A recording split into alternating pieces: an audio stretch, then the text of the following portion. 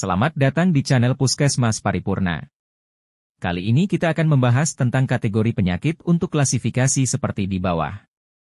Panduan praktik klinis. Puskesmas. Fluor albus vaginal discharge non gonore. 1. Pengertian, definisi. Vaginal discharge atau keluarnya duh tubuh dari vagina secara fisiologis yang mengalami perubahan sesuai dengan siklus menstruasi berupa cairan kental dan lengket pada seluruh siklus namun cair dan bening ketika terjadi ovulasi. Masih dalam batas normal bila duh tubuh vagina lebih banyak terjadi pada saat stres, kehamilan atau aktivitas seksual. Vaginal discharge bersifat patologis bila terjadi perubahan-perubahan pada warna, konsistensi, volume, dan baunya. 2. Anamnesis. Bila terjadi pada daerah genitalia wanita yang berusia di atas 12 tahun, ditandai dengan adanya perubahan pada duh tubuh disertai salah satu atau lebih gejala rasa gatal, nyeri, disuria, nyeri panggul, perdarahan antar menstruasi atau perdarahan pasca koitus. Faktor risiko. Terdapat riwayat koitus dengan pasien yang dicurigai menularkan penyakit menular seksual. 3. Pemeriksaan fisik. Penyebab discharge terbagi menjadi masalah infeksi dan non-infeksi.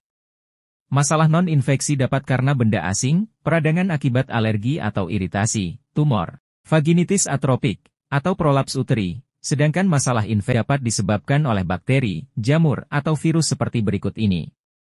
1. Candidiasis vaginitis. Disebabkan oleh Candida albicans, duh tubuh tidak berbau, pH 4,5, terdapat eritema vagina dan eritema satelit di luar vagina. 2. Vaginosis bakterial, pertumbuhan bakteri anaerob, biasanya Nerella vaginalis, memperlihatkan adanya duh putih atau abu-abu yang melekat di sepanjang dinding vagina dan vulva, berbau amis dengan pH 4,5. 3. Cervicitis yang disebabkan oleh chlamydia, dengan gejala inflamasi serviks yang mudah berdarah dan disertai duh mukopurulen.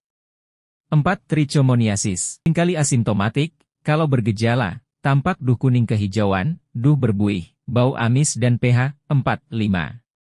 5. Pelvic inflammatory disease, PID, yang disebabkan oleh chlamydia. Ditandai dengan nyeri abdomen bawah, dengan atau tanpa demam. Cervicitis bisa ditandai dengan kekakuan aneksa dan fix pada nyeri angkat palpasi bimanual. 6. Lichen planus. 7. Gonore. 8. Infeksi menular seksual lainnya.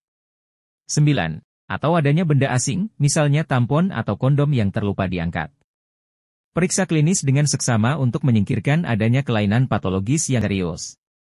4. Pemeriksaan penunjang. Swab vagina atas, high vaginal swab, tidak terlalu berarti untuk diperiksa dan tidak dapat dilakukan di puskesmas, kecuali pada keadaan keraguan menegakkan diagnosis, gejala kambuh, pengobatan gagal, atau pada saat kehamilan, postpartum, postaborsi dan postinstrumentation.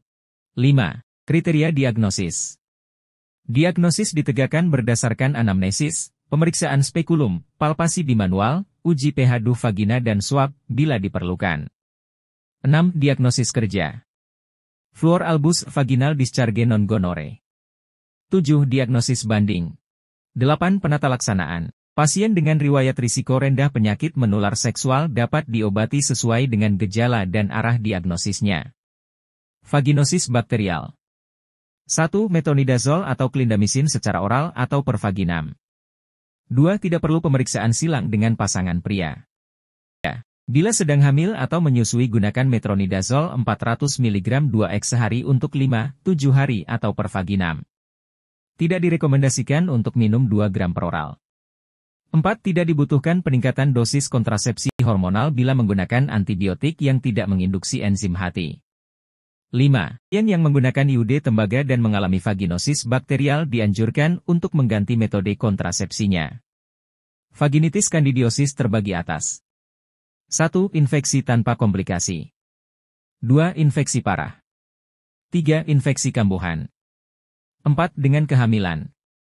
5. Dengan diabetes atau imunokompromise. Penata laksanaan vulvovaginal kandidiosis. 1. Dapat diberikan azol antifungal oral atau per vaginam. 2. Tidak perlu pemeriksaan pasangan. 3. Pasien dengan vulvovaginal kandidiosis yang berulang dianjurkan untuk memperoleh pengobatan paling lama 6. 4. Pada saat kehamilan, hindari obat antifungi oral, dan gunakan imidazol topikal hingga 7 hari. 5. Hati-hati pada pasien pengguna kondom atau kontrasepsi lateks lainnya, bahwa penggunaan antifungi lokal dapat merusak lateks. 6. Pasien pengguna kontrasepsi pil kombinasi yang mengalami vaginal kandidiosis berulang, dipertimbangkan untuk menggunakan metode kontrasepsi lainnya. Chlamydia. Dapat diberikan amoksisilin 500 mg 3x sehari untuk 7 hari atau eritromisin 500 mg 4x sehari untuk 7 hari. Trichomonas vaginalis. 1. Obat metronidazol, contoh metronidazol, efektif untuk mengobati trichomonas vaginalis. 2. Pasangan seksual pasien trichomonas vaginalis harus diperiksa dan diobati bersama dengan pasien. 3. Pasien HIV positif dengan trichomonas vaginalis lebih baik dengan regimen oral penata laksanaan beberapa hari dibanding tunggal. 4. Kejadian trichomonas vaginalis seringkali berulang, namun perlu dipertimbangkan pula adanya resistensi obat. 9. Edukasi. 1. Pasien diberikan pemahaman tentang penyakit, penularan serta penata laksanaan di tingkat rujukan. 2. Pasien disarankan untuk tidak melakukan hubungan seks selama penyakit belum tuntas diobati. 10. Kriteria rujukan. Pasien dirujuk apabila 1. Tidak terdapat fasilitas pemeriksaan untuk pasangan. 2. Dibutuhkan pemeriksaan kultur kuman gonore. 3. Adanya arah kegagalan pengobatan. 11. Prognosis. Prognosis pada umumnya dubia et bonum. Faktor-faktor yang menentukan prognosis, antara lain. 1. Prognosis lebih buruk apabila adanya gejala radang panggul. 2. Prognosis lebih baik apabila mampu memelihara kebersihan diri, hindari penggunaan antiseptik vagina yang malah membuat iritasi dinding vagina. 12. Referensi. Keputusan Menteri Kesehatan Republik Indonesia Nomor HK-02-02 Menkes 514/2015 tentang panduan praktik klinis bagi dokter di fasilitas pelayanan kesehatan tingkat pertama. Vaginitis. 1. Pengertian, definisi. Vaginitis adalah peradangan pada vagina yang ditandai dengan adanya pruritus, keputihan, dispareunia, dan disuria. Penyebab vaginitis. 1. Vaginosis bacterialis. Bakteri Gardnerella vaginalis adalah bakteri anaerob yang bertanggung jawab atas terjadinya infeksi vagina yang non-spesifik. Insidennya terjadi sekitar 23,6%. 2. Trichomonas, kasusnya berkisar antara 5,1 hingga 20%. 3. Candida, vaginal candidiasis, merupakan penyebab tersering peradangan. Pada vagina jadi pada wanita hamil, insidennya berkisar antara 15 hingga 42%. 2. Anamnesis. Bau adalah keluhan yang paling sering dijumpai. Gejala klinis. 1. Bau. 2. Gatal, pruritus. 3. Keputihan. 4. Disnia. 5. Disuria. Faktor risiko. 1. Pemakaian KDR. 2. Penggunaan handuk bersamaan. 3. Imunosupresi. 4. Diabetes mellitus. 5. Perubahan hormonal, misal, kehamilan. 6. Penggunaan terapi antibiotikum luas. 7. Obesitas. 3. Pemeriksaan fisik. Pada pemeriksaan fisik dapat ditemukan adanya iritasi, eritema atau edema pada vulva dan vagina. Mungkin serviks juga dapat tampak eritematos. 4. Pemeriksaan penunjang. Tidak dapat dilakukan puskesmas. 5. Kriteria diagnosis. Kriteria diagnostil. Sindroma. Normal. Vaginosis bacterialis. Vaginosis trichomoniasis. Vulvovaginitis candida. pH vagina. 3842,5. 4,5. 45, usually. Cairan vagina. Putih, jernih, halus. Tipis, homogen, putih, abu-abu, lengket, seringkali bertambah banyak. Kuning hijau, berbuih, lengket, tambah banyak. Putih. Seperti keju. Kadang-kadang tambah banyak. Uji WIF. Bau amis, koh. Tidak ada. Ada. Mungkin ada. Tidak ada. Tidak ada. Keputihan, bau busuk. Keputihan bau busuk vulva disuria. Gatal panas keputihan. 6. Diagnosis kerja. Vaginitis. 7. Diagnosis banding. Vaginosis bacterialis, vaginosis trichomonas, vulvovaginitis candida. 8. Penata laksanaan. A. Jaga kebersihan diri terutama vagina. B. Hindari pemakaian handuk secara bersamaan. C. Hindari pemakaian sabun untuk membersihkan daerah vagina yang dapat menggeser jumlah flora normal dan dapat merubah kondisi pH daerah kewanitaan tersebut. D. Jaga berat badan ideal. E. Farmakologis. 1. Tata laksana vaginobacterialis. Metronidazol 500 mg per oral 2x sehari selama 7 hari. Metronidazol per vagina 2x sehari selama 5 hari. 2. Tata laksana vaginosis trichomonas.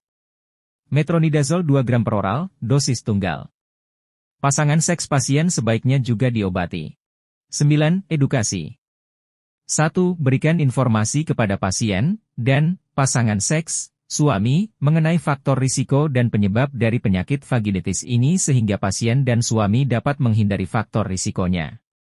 2. Informasikan pula pentingnya pasangan seks, suami, untuk dilakukan juga pemeriksaan dan terapi guna pengobatan secara keseluruhan antara suami istri dan mencegah terjadinya kondisi yang berulang. 10. Kriteria rujukan. 11. Prognosis. Prognosis pada umumnya bonam. 12. Referensi. Keputusan Menteri Kesehatan Republik Indonesia Nomor 0202 Menkes 514/2015 tentang panduan praktik klinis bagi dokter di fasilitas pelayanan kesehatan tingkat pertama. Vulvitis. 1. Pengertian, definisi. Vulvitis adalah suatu peradangan pada vulva, organ kelamin luar wanita. 2. Anamnesis.